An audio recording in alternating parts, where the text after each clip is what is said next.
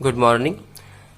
देखो, last video में हमने पढ़ा था आनुवांशिक लक्षण और आनुवांशिकता मतलब वंशागति। हमने पढ़ा था कि जो लक्षण एक पीढ़ी से दूसरी पीढ़ी में आते हैं उनको आनुवांशिक लक्षण कहते हैं।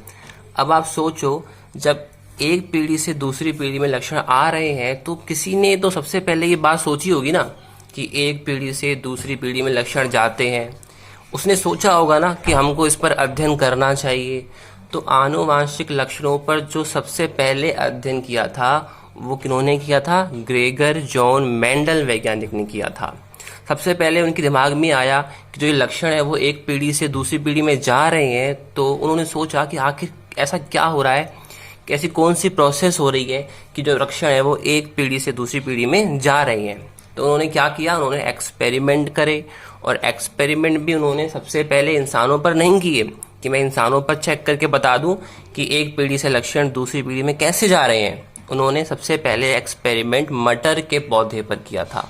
किस पर किया था? मटर के पौधे पर। जब धीरे धीरे उन्होंने एक्सपेरिमेंट कर लिए, उन्होंने आनुवांशिकता के नियम भी दे दिए, उनके बाद हमने सीख चुके हैं, हमने पढ़ लिया कि आनुवांशिक लक्षण क्या होते हैं और आनुवांशिकता क्या होती है। उसके बाद देखो, यहाँ पे शब्द हमने पढ़ा था आनुवांशिकी। मतलब आनुवांशिकी विज्ञान की एक शाखा है जिसके अंदर हम किसका अध्ययन करते हैं? एक तो हम आनुवांशिक लक्षणों का अध्ययन करते हैं और दूसरा हम आनुवांशिकता का अध्ययन करते हैं। तो सुनना, मेंडल तो केवल इतना बता गए कि आनुवांशिक लक्षण क्या होते हैं और आनुवांशिकता क्या होती है। उसके बाद 1905 में एक वैज्ञानिक बेटसन थे, उन्होंने बोला कि मेंडल ने जो हमको आनुवांशिक लक्षण बताया, मेंडल ने जो हमको आनुवांशिकता बताया, मेंडल ने जो हमको आनुवांशिकता के नियम दिए, इनको अलग से एक विज्ञान की शाखा के अंदर पढ़ेंगे।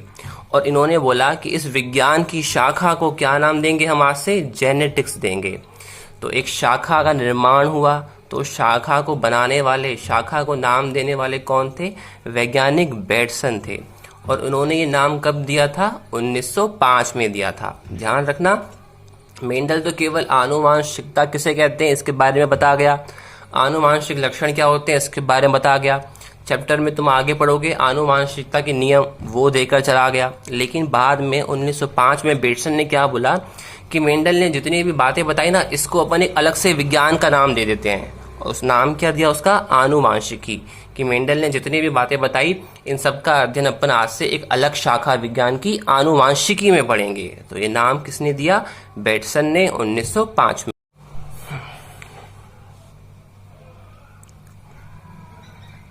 देखो, अब नेक्स्ट क्वेश्चन है, क्वेश्चन नंबर 5। हेरिडिटी शब्द सर्वप्रथम किसने दिया? तो तुमको याद होगा हेरिडिटी क्या था। तो देखो, आनुवांशिकता को अपन वंशागति कहते हैं और इसी को अपन इंग्लिश में क्या कहते हैं? हेरिडिटी कहते हैं ना। तो कहने का मतलब है, क्वेश्चन ये पूछ रहा है कि हेरिडिटी मतलब आनुवांशिकता शब्द का सबसे पहले उपयोग किस वैज्ञानिक ने किया था। तो सुनो, इतनी देर से अपन मेंडल के बारे में बात कर रहे हैं कि आनुवांशिकता के बारे में हमको जितनी भी जानकारी आज तक मिली है वो सबसे पहले हमको मेंडल ने दी है। किसने दी है? ग्रेगर जॉन मेंडल ने दी है। तो ध्यान रखना, जब ये मेंडल सारे रिसर्च कर रहे थे और अपनी थ्योरी को बताकर गए तो उन्होंने पर्टिकुलर कोई नाम नहीं दिया था कि जो ये एक पीढ़ी से दूसरी पीढ़ी में गुण आ रहे हैं उसको मैं आनुवांशिक लक्षण बोलूंगा, और जो प्रोसेस हो रहा है एक पीढ़ी से दूसरी पीढ़ी में आने का उसको मैं आनुवांशिकता कह रहा हूँ। तो वो कोई नाम देकर नहीं गए थे, वो केवल बताकर गए थे कि कुछ गुण होते हैं जो एक पीढ़ी से दूसरी पीढ़ी में आते हैं और कोई एक प्रोसेस हो रहा होता है जिसके फलस्वरूप जो ये गुण होते हैं वो एक पीढ़ी से दूसरी पीढ़ी में आते हैं। तो अब जो ये प्रोसेस हो रहा है ना एक पीढ़ी से दूसरी पीढ़ी में आने का, तो याद करो अपन इस प्रोसेस को क्या बोलते थे? आनुवांशिकता कहते थे। तो ये नाम है ना, जो आनुवांशिकता जो आप प्रोसेस को बोल रहे हो, ये नाम असल में मेंडल नहीं दे गया था। मेंडल तो केवल ये बोल गया कि एक प्रोसेस होता है जिसके फलस्वरूप गुण एक पीढ़ी से दूसरी पीढ़ी में जाते हैं। तो इसको नाम किसने दिया? तो इसको नाम किन्होंने दिया? वैज्ञानिक स्पेंसर ने 1863 में दिया कि भाई जो ये प्रोसेस है ना, आज के बाद इस प्रोसेस को अपन क्या बोलेंगे? हेरिडिटी, आनुवांशिकता या फिर वंशागति बोलेंगे। ठीक है।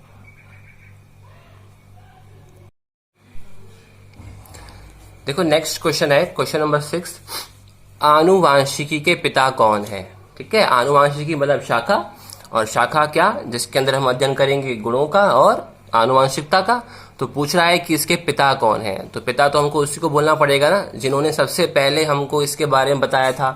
तो हमको इस आनुवांशिकता के बारे में सबसे पहले किन्होंने बताया था, हमको सबसे पहले बताया था वैज्ञानिक ग्रेगर जॉन मेंडल ने। तो हमको क्या बोलना पड़ेगा कि आनुवांशिकता के पिता कौन है, ग्रेगर जॉन मेंडल। क्यों? क्योंकि सबसे पहले आनुवांशिकता के बारे में, मतलब जो गुण एक पीढ़ी से दूसरी पीढ़ी में जा रहे हैं, इनके बारे में बताने वाले कौन थे, वैज्ञानिक ग्रेगर जॉन मेंडल। आगे देखो लिखा हुआ है, सर्वप्रथम मेंडल ने ही मटर के पौधों पर प्रयोग करके आनुवांशिकता के नियम दिए। तो ये बता रहा है कि जो मेंडल थे, इन्होंने सबसे पहले आनुवांशिकता के नियम दिए थे। अब वो नियम कौन से हैं वो चैप्टर में हम आगे पढ़ेंगे, और उन नियमों में तुम ये समझोगे कि आखिर किस प्रकार एक पीढ़ी से दूसरी पीढ़ी में जो गुण होते हैं वो ट्रांसफर होते हैं और उनमें कौन कौन से चेंजेस आते हैं। तो ये नियम आगे पढ़ोगे।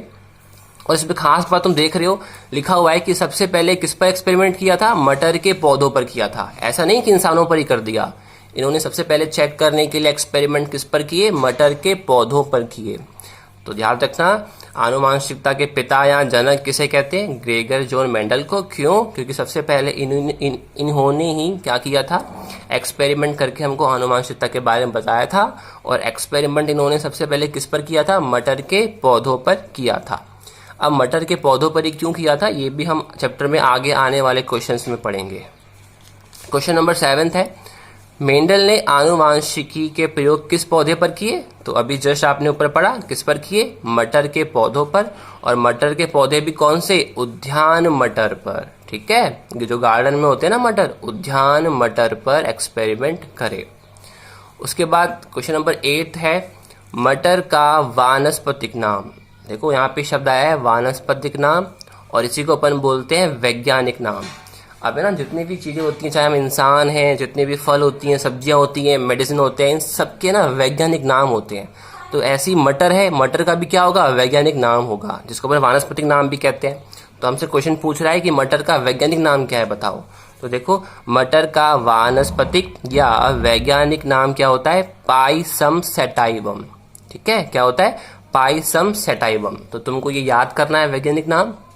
एक बात और, जो चैप्टर नंबर 14 है हमारे क्लास 10th में, इसमें बहुत सारे वैज्ञानिक नाम दे रखे हैं, सब्जियों के, फलों के, है ना, इन सब के वैज्ञानिक नाम दे रखे हैं।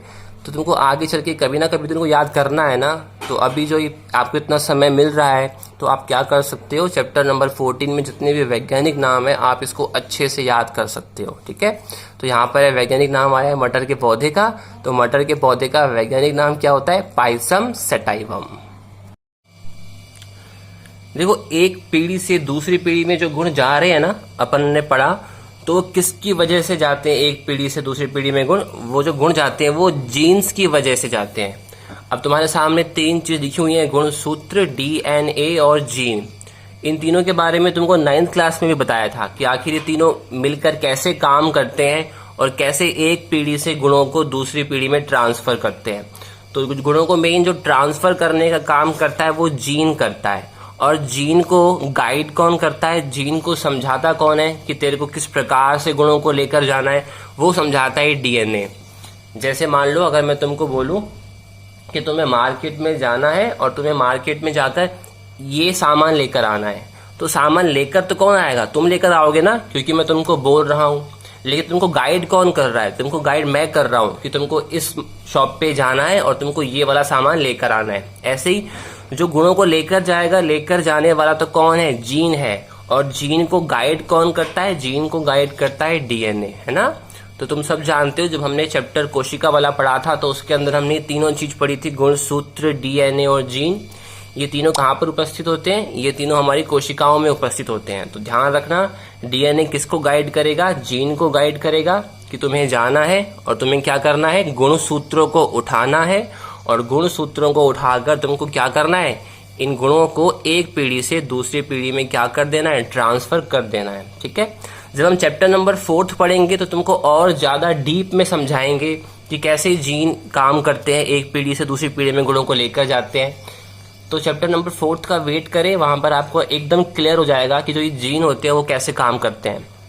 कुछ तो इस चैप्टर में भी क्लियर होगा, यहाँ पर अपन अप्रभावी जीन पढ़ेंगे, प्रभावी जीन पढ़ेंगे, तो धीरे धीरे करके तुम्हारा जो सारे डाउट्स हैं वो क्लियर होते जाएंगे। ठीक है, अभी केवल इतना याद रखो कि जो काम कर रहा है एक पीढ़ी से दूसरी पीढ़ी में भेज रहा है वो जीन भेज रहे हैं, और जीन को गाइड कौन करता है? डीएनए गाइड करता है। अब एक बात को अच्छे से सुनना, जब भी अपन कोई एक्सपेरिमेंट करते हैं ना, तो अपना एक ही मकसद होता है कि उस एक्सपेरिमेंट के बारे में हम जितनी ज़्यादा जानकारियाँ इकट्ठी कर लें उतना हमारे लिए अच्छा होता है। ऐसा तो ना कि हमने एक्सपेरिमेंट करा, उसके बारे में हमने एक बात जान ली और हम खुश हो गए कि हमने एक्सपेरिमेंट कर लिया। नहीं, हम उसके बारे में हर एक संभावना जानना चाहते हैं कि अगर इस एक्सपेरिमेंट में अगर मैं कुछ ऐसा करूं तो क्या पता कुछ ऐसा हो जाए, अगर इस एक्सपेरिमेंट के अंदर मैं ये बदलाव करूं तो क्या पता मुझे नतीजा कुछ और मिले। तो हम हर एक पॉसिबिलिटी, संभावना को देखते हैं कि अगर मैं ये करूं तो क्या हो सकता है। इसको और अच्छा समझने के लिए तुम देखो समझ सकते हो कि अभी जो तुम्हारी छुट्टियां हैं वो किस वजह से हो रही हैं? एक वायरस की वजह से हो रही हैं। और इस वायरस को ख़त्म करने के लिए जो अभी काम किया जा रहा है, सबसे जो ज़रूरी काम जिस पर काम हो रहा है वो क्या है? वैक्सीन है। वैक्सीन मतलब एक ऐसी वैक्सीन, एक दवा मान लो जिसको अपन इंसान के अंदर इंजेक्ट करें, मतलब इंसानों के अंदर शरीर में भेजें और वो क्या करे? इस वायरस को धीरे धीरे ख़त्म करे। तो सर क्या है, वैक्सीन को बनाना बहुत कठिन काम है क्या? तो सुनो, वैक्सीन को बनाना कठिन काम नहीं है। वैक्सीन तो अपन 1 महीने में बना सकते हैं, 15 दिन में बना सकते हैं, लेकिन जो इसका आगे का प्रोसेस होता है इंसानों में इंजेक्ट करना, वो बहुत खतरनाक होता है और बहुत लंबा होता है। अब वो लंबा क्यों होता है? देखो, मान लो हमने कोई वैक्सीन बनाई और हमने इस वैक्सीन को किसी इंसान में इंजेक्ट कर दिया, उसके शरीर में हमने डाल दिया, और उस वैक्सीन ने क्या किया? आने वाले 5 से 6 दिनों में उस वायरस को खत्म भी कर दिया। तो सर ये तो अच्छी बात है ना, वायरस खत्म हो गया, ये तो अच्छी बात है, तो जल्दी करो। लेकिन नहीं, अब देखो हमको और संभावनाओं को देखना है। क्या पता जो आपने वैक्सीन डाली है वो अभी तो उस वायरस को खत्म कर रही है, लेकिन आने वाले 1 महीने में, आने वाले 3 महीने में, यहाँ तक कि आने वाले 1 साल तक भी मान लो बाद में, क्या पता वो वैक्सीन अपना साइड इफेक्ट दिखाने लग जाए। जिस इंसान में आपने वैक्सीन को इंजेक्ट किया है वो आगे चल के 1 साल बाद उस इंसान में और बीमारियां पैदा कर दें, ऐसा हो सकता है। तो क्या करते हैं, जब भी ट्रायल करते हैं ना वैक्सीन का, तो हमको इतना ज़्यादा वेट करना पड़ता है कि जो हमने वैक्सीन इंजेक्ट करी है, क्या पता वो अभी तो काम सही कर रही है, लेकिन आने वाले कुछ समय बाद वो अपने साइड इफेक्ट ना दिखाए, तो इसलिए हमको बहुत वेट करना पड़ता है। तो यहाँ पे हमने क्या किया, यहाँ पर हम हर एक पॉसिबिलिटी देख रहे हैं। फिर धीरे धीरे इस वैक्सीन का ट्रायल अलग अलग लोगों पर करते हैं। पहले बच्चों पर करेंगे, देखेंगे कि बच्चों पर इसका कैसा प्रभाव पड़ रहा है। फिर थोड़ा बड़े लोगों पर करेंगे, फिर जो हमारे ओल्ड होते हैं, बुजुर्ग होते हैं, उन पर ट्रायल करते हैं। मतलब हर एक पर एक्सपेरिमेंट करते हैं और हर एक पॉसिबिलिटी को देखना चाहते हैं, है ना। अब ऐसे ही जो ग्रेगर जॉन मेंडल थे, इन्होंने मटर के पौधे पर एक्सपेरिमेंट किया, तो क्या इन्होंने नहीं सोचा होगा कि मैं हर एक पॉसिबिलिटी को जानना चाहूँ? तो हर एक पॉसिबिलिटी को वो कब जान पाएंगे? जब उस मटर के पौधे के अंदर बहुत सारे गुण होंगे।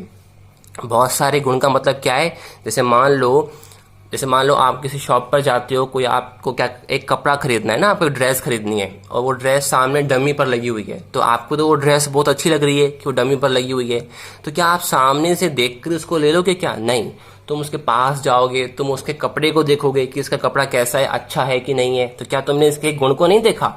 उसके बाद तुम शॉपकीपर से क्या करोगे? उसका रेट पूछोगे, अगर रेट सही होगा तभी तो तुम लोगे। तो अब तुम इसके दूसरे गुण को पूछ रहे हो, रेट को पूछ रहे हो, तो तुम एक चीज को कब डिसाइड कर पा रहे हो तुमको लेना है कि नहीं लेना? जब तुम उसके बहुत सारे फीचर्स को देख रहे हो, बहुत सारे गुणों का अध्ययन कर रहे हो। ऐसे ही जो मेंडल था, उसको आनुवांशिकता का अध्ययन करना था कि जो एक पीढ़ी से दूसरी पीढ़ी में गुण जा रहे हैं वो किस प्रकार जा रहे हैं। तो क्या वो केवल एक चीज को देखकर कर सकता है क्या? केवल एक लंबेपन के गुण को देखकर कर सकता है क्या? नहीं कर सकता। उसको एक ऐसा पौधा चाहिए था या एक ऐसा साधन चाहिए था कि जिस पर मैं एक्सपेरिमेंट करूं तो उसमें बहुत सारे गुण हो, ताकि मैं बहुत सारे गुणों को अलग अलग अध्ययन कर पाऊं और लास्ट में जाकर एक नतीजा निकाल पाऊं कि इस प्रकार जो गुण होते हैं वो एक पीढ़ी से दूसरी पीढ़ी में ट्रांसफर होते हैं। तो मटर के पौधे में यही खास बात है। मटर के पौधे में बहुत सारे गुण होते हैं जिनको हम आसानी से देख सकते हैं। जैसे मटर के पौधे की लंबाई, है ना। अभी तुम धीरे धीरे चैप्टर में पढ़ोगे कि जब हम मटर के पौधे को बोएंगे, उनके बीजों को, तो कुछ पौधे लंबे मिलेंगे और कुछ पौधे क्या मिलेंगे? छोटे बौने मिलेंगे। तो ये एक गुण हो गया, एक लंबा मिला, एक बौना मिला, तो उसको एक फर्क दिखा ना, तो उससे वो नतीजे निकाल पाएगा। उसके बाद चल के जो मटर तुमने देखा होगा, जो मटर की फली होती है, जो मटर हमारे घर पे आता है उसको फली बोलते हैं। तो इस फली का कलर भी डिफरेंट होता है। ये फली ग्रीन कलर की भी हो सकती है, येलो कलर की हो सकती है। तो देखो यहाँ पर एक गुण और दिख गया कि जो मैं मटर का पौधा बोऊंगा उसमें जो फली बनेगी वो येलो बनेगी कि ग्रीन बनेगी। तो इसने एक गुण को और देखा। फिर जो इसके अंदर बीज होते हैं जिनको हम मटर बोलते हैं, इनका आकार होता है, एक तो बिल्कुल गोल होते हैं बीज और कुछ झुर्रीदार होते हैं ना। तो देखो एक अंतर इसको ये और मिला, एक गुण जब ये इसको भी देखेगा तो ये और नतीजे निकाल पाएगा। तो कहने का मतलब है एक्सपेरिमेंट करेंगे तो हमको हर एक गुण को देखना पड़ेगा। और मटर का पौधा क्यों चुना, क्योंकि मटर के पौधे के अंदर बहुत सारे गुणों को देख सकते हैं, और बहुत सारे गुण देख पाएंगे तो नतीजे अच्छे से निकाल पाएंगे, अच्छे से हम आंसर को एक्सप्लेन कर पाएंगे। तो इसलिए उन्होंने मटर के पौधे का चयन किया था। ठीक है।